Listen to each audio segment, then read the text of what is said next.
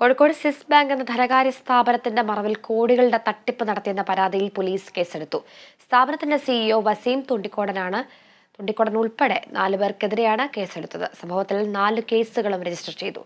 Kerala vision ന്യൂസാണ് തട്ടിപ്പ് സംബന്ധിച്ച വാർത്ത ആദ്യം പുറത്തുകൊണ്ടുവന്നത്.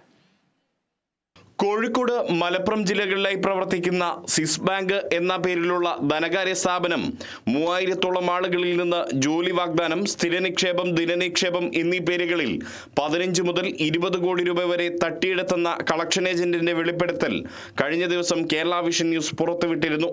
നിക്ഷേപ തട്ടിപ്പിനിരയായെന്ന് ചൂണ്ടിക്കാട്ടി ചിലർ നടക്കാവ് പോലീസിൽ പരാതിയും നൽകിയിരുന്നു. ഇതേ തുടർന്ന് നടത്തിയ പ്രാഥമിക അന്വേഷണത്തിന് ശേഷമാണ് കോഴിക്കോട് നടക്കാവ് പോലീസ് ഇപ്പോൾ 4 പേർക്കെതിരെ കേസെടുത്തിരിക്കുന്നത്.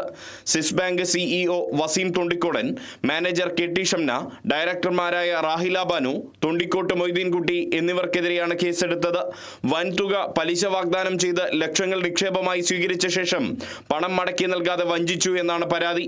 സ്ഥിരം നിയമനം വാഗ്ദാനം നൽകി ജീവനക്കാരിൽ നിന്നും ലക്ഷങ്ങൾ സ്ഥിര നിക്ഷേപമായി വാങ്ങിയതായും പരാതിയുണ്ട്. സ്വിസ് ബാങ്ക് എന്ന ധനകാര്യ സ്ഥാപനത്തിന്റെ നടക്കാവ്, താമരശ്ശേരി, പാളയം, പേരാമ്പ്ര എന്നീ ബ്രാഞ്ചുകൾ അടഞ്ഞുകിടക്കുകയാണ്. മലപ്പുറം ജില്ലയിലെ ചേളാരി ബ്രാഞ്ചിലെ ജീവനക്കാരും നിക്ഷേപകരും തിരൂരങ്ങാടി പോലീസിനും പരാതി നൽകിയിട്ടുണ്ട്. വിശദമായ അന്വേഷണം നടത്തി സ്ഥാപനത്തിന്റെ ഡയറക്ടർമാരും മാനേജർമാരുമാണ് എന്ന് കണ്ടെത്തുന്നവരെ കേസിൽ പ്രതി ചേർക്കാനാണ് പോലീസിന്റെ തീരുമാനം. മറ്റ് ഇടങ്ങളിൽ അടഞ്ഞുകിടക്കുന്ന ബ്രാഞ്ചുകളിൽ നിക്ഷേപം നടത്തിയവരും പരാതിയുമായി രംഗത്ത് വന്നിട്ടുണ്ട്. Riyas KMR, Kerala vision news, Kozhikode.